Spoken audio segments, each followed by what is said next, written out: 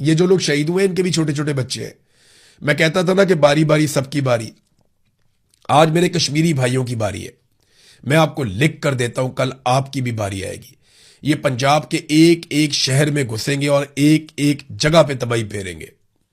वो DW news ने जो डॉक्यूमेंट्री छापी है ना, उसके इंटरव्यू सिर्फ आप निकाल के सुने और पढ़े, आपके रोंगटे खड़े हो जाएंगे कि किस तरीके से पाकिस्तान के पूरे निजाम पे पाकिस्तान की मिलिट्री एस्टेब्लिशमेंट ने कंट्रोल कर दिया है।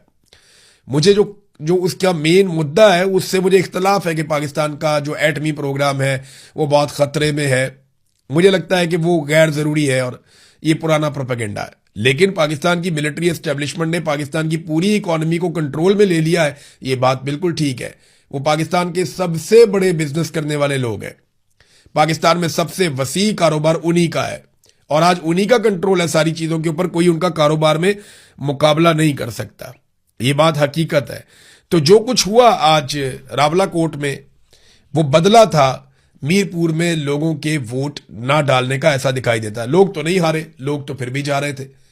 इन्हें लगा गोलियां खाने के बाद लोग भाग जाएंगे, नहीं, लोगों ने गोलियां खाई, जख्मी उठाए, लाशें उठाई और फिर दोबारा मुहासरा तोड़कर वहां पहुंचे जहां वो जाना चाहते थे।